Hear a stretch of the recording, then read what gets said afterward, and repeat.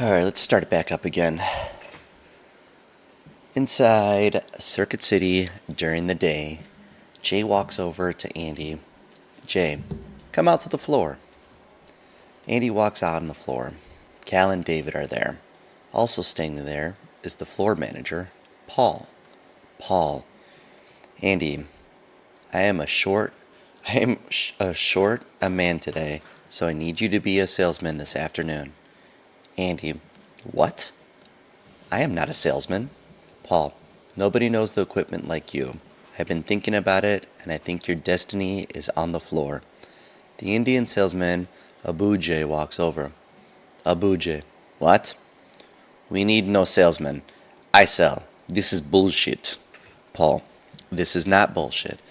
And I recommend you show some respect, or you will be selling something else, somewhere else. Andy, he's right. I haven't earned the right. Paul, what are you talking about? You have worked here longer than me, longer than anyone. It would be fair if you were my boss. Andy, thank you, but no thank you. Paul gets annoyed. Andy, I'm trying to get you laid. The guy said you needed to get a woman. There's no better singles bar than the floor.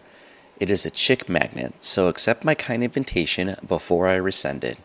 Andy, thank you. Paul, enjoy. Paul walks away. Andy, guys, I appreciate you doing this, but I have to admit, I am really scared. I am not good with talking with women. It was hard enough when they were drunk, and that didn't even turn out well. David, come on. Fear the fear and do it anyway. Andy, you are right. Jay, the floor is hopping. Look, we've got a gorgeous young blonde at 9 o'clock, the redhead at 12, a brunette goth hottie at 3. Take your pick. Abujay, this is wrong. Very wrong. Cal, come on. He needs to be with a woman. Abujay, I don't care about that. Just don't fuck with my customers. My customers are my customers, not your customers. You fuck with them, I fuck with you. Jay pushes him away as if he was 5 years old. Jay, Abujay, get the fuck out of here. Go have a hamburger. To Andy, ready? Andy takes a deep breath, nods, and heads onto the floor. He sees the gorgeous blonde. He walks towards her with a look of determination. As he gets within 5 feet, he starts walking faster, turns a corner, and walks up to an old man. Andy to the old man. Good afternoon. How may I help you? Old man. I'm looking for a TV. Andy. Well, you are talking to the right guy. Jay, David, and Cal watch with disappointment. David. When he's done with him, we'll get him to talk to the girl. Circuit City, an hour later, Andy is talking to an old man. Only now, he has several boxes in front of him. Equipment Andy has sold him. Cal. He's been working that guy for an hour. David. He's filibustering, so he doesn't have to talk to a girl. Dissolves to Circuit City another hour. Andy is walking with the old man to the stockroom where Andy takes his ticket. Andy. This man is getting a DVD player, VCR, TiVo, surround sound speakers, and a flat-screen television with high-definition capabilities. Old man. Thank you, young man. You are the best salesman I have ever met. You are such a help. Andy. You sure you don't need anything else? Possibly a car stereo? Old man. Not today, but thank you. I'll be back. The old man walks off. Andy looks relieved. Right then, a very pretty 45-year-old woman walks up to him. Woman, excuse me, can you help me? Andy is flummoxed. Andy, help? You? I was about to take my break. Woman, it won't take long. Andy, okay. Trish is her name. Hi, I'm Trish. Andy is my name. Circuit City. Later on, Andy is nervously helping Trish. Andy, I don't want this VCR. Trish, really? I heard this was the best one. Andy, it's not, really. VCR technology is very simple. Basically, no VCR is that much better than another VCR. The expensive ones don't give you a better picture. They just look cooler and have more buttons which you would never use. Andy points out a standard-looking VCR. Andy, This one has the features you need, and it is a third less than your cool looking one. Unless you really want the cool looking one, then you should get this one. Because it does look cool, it's black, has lots of lights. Trish, looks are not a factor. Andy, great. Then we have found what you need. The old man that Andy was helping previously walks over to Andy. Excuse me, is there anyone who can help me set up what I bought? Old man, I'm not very technically minded, and quite frankly, I can barely see my own hand. Andy, where do you live?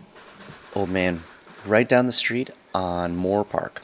Andy, I can swing by on my way home from work, and I can set it up all for you if you'd like. Old man, how much would that cost me? Andy, nothing. It would be my pleasure. I would really enjoy it. Old man, that's very kind of you.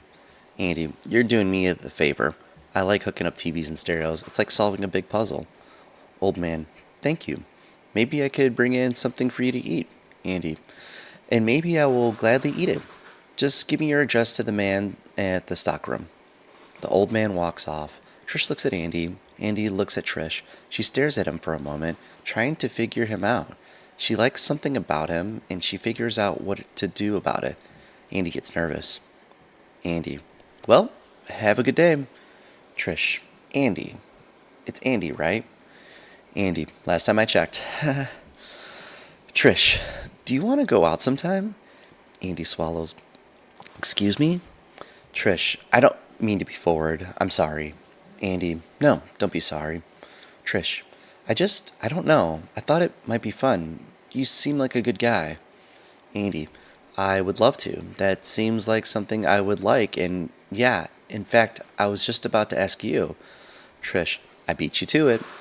Andy, nervously laughter. Yes, you did. Great. This will be fun. And don't worry, I'm not going to ask you to set up my VCR. Andy, I would do it. Trish, I was joking.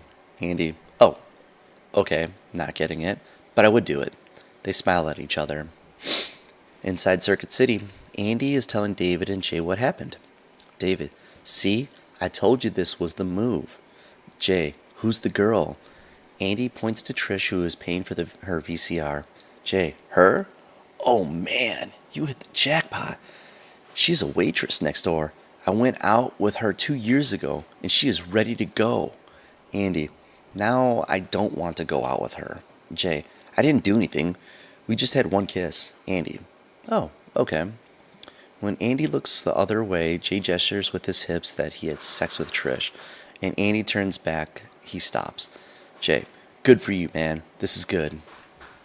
At the restaurant at night, Andy and Trish are eating dinner. Trish, that's so funny that we work in the same mini mall and we have never seen each other. Andy, I've seen you. I eat at the restaurant you work at Mondays. Trish, really? Every Monday? Andy, yeah, I would eat there more. I just don't want to get sick of it. Trish, have I ever waited on you? Andy, maybe a couple times. It is clearly way more than a couple times. Trish, how long have you worked at Circuit City? Andy, 9 years. Trish, wow, do you like it? Andy, not really, but it's a good job. Trish, what would you like to be doing? Andy, I have a collection of antique toys. I like to open a store that sells those kinds of things. Maybe some comic books. I don't know if I'll ever be able to do it. Trish, sure you will. You could do anything. Andy, that's nice of you to say. What about you? Trish, I want to work at the restaurant for the rest of my life. I have no goals or dreams. They've all been drained out of me. Andy, that's not true. Trish, I just want to be happy. I don't care what I do. I just want to do it and to do it hard. Less hours. I guess what I'm saying is I want to retire. Andy laughs. Trish sweetly, what is with you? Andy, what?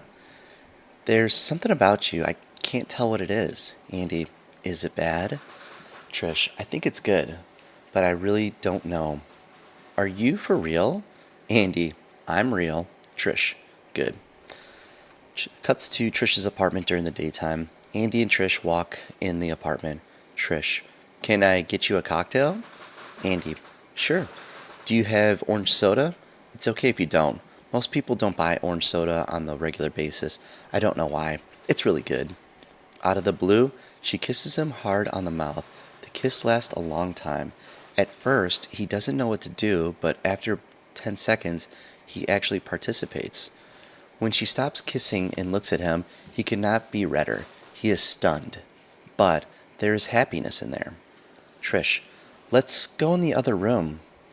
In the bedroom, moments later, Trish jumps under the covers. She pulls off her shirt, then reaches under the sheets and removes her pants and underwear. Trish, come on. Andy, oh, okay.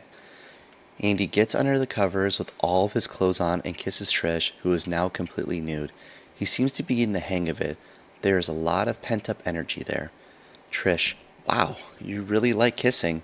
Andy, I do. Trish, take off your clothes. Andy, really? Trish, is this too fast? I never do this. Andy, no. Andy takes off his pants, but strangely leaves on his shirt, probably to cover his bad wax job. Trish shuts the lights. They kiss passionately. She takes off his shirt. Trish, do you have protection? Andy, I don't like guns. She laughs. Trish, you have a sillier sense of humor. Don't worry, I think I have some. She reaches into the drawer at the end of the table and pulls out a small wicker basket filled with condoms. She clearly has sex often enough to need this basket. Andy does not pick on this. Trish, put one of these on. Andy stares at the basket, not sure what to do. He has never worn a condom. He slowly takes one out. He reaches under the sheets, and we can't see what he's doing, but it's obvious that he is tearing the wrapper open and attempting to put the condom on. Something goes wrong. He struggles. Andy, it tore. I need another one. He grabs another one. The same thing happens. For reasons which is not clear, he cannot figure out how to get this condom on properly. Andy attempts this many more times. In quick cuts, we see him struggle with at least a dozen condoms as he gets more and more frustrated with the process. Each time he fails, he tosses the condom and the wrapper on the floor next to him. Finally, he gets one on. Andy, there you go. Sorry about that. I always have trouble with those things. I haven't used them much. My last girlfriend took pills. Trish, I'm sure it'll be worth the wait. Now they go at it more passionately. It seems like it is going to happen when the door opens, the lights go on. Marla, what's going on in here? We reveal Trish's 16-year-old daughter, Marla. Standing next to her is her boyfriend, Mark. Trish, what are you doing? Angle on. A stack of condoms and torn wrappers. Angle on Marla staring at them. What are you doing? I can't believe you're allowed to have sex, but I'm not. This is so unfair. She slams the door and exits. Andy, I should go. Trish, no, it's okay. I just need to talk to her. Andy, no, I shouldn't. He kisses her, then quickly gets out of bed and begins putting his clothes on. We see his insanely bad wax job. He has left the random strips of hair in his body. He puts his clothes on and exits. Trish, I'm sorry. Andy, don't be. He runs out, traumatized again. The next day on the street, Andy rides his bike to work. He looks confused and consumed. Everywhere he looks, he sees sexual images, billboards, people walking down the street, etc. He drives in the parking lot of the mini mall where Circuit City is located. As he's locking his bike, he sees Beth, the girl from the bookstore, walking from her car to work. Beth, good morning. Andy thinks. He remembers what he's supposed to do with her, ask questions. Andy, is it a good morning? Beth, I hope it is. Andy, Beth, some days I'm just not in a mood to work. Andy, what are you in the mood to do? Beth, I don't know. Andy, you don't know? Or do you know? She thinks he is being sexy, but he has no idea what he is saying. Beth, you're bad. Andy, are you bad? Andy walks off. She looks like she's about to have an orgasm. As she walks towards the bookstore where she works, she almost trips. All right, short session today. Pick it up tomorrow. Talk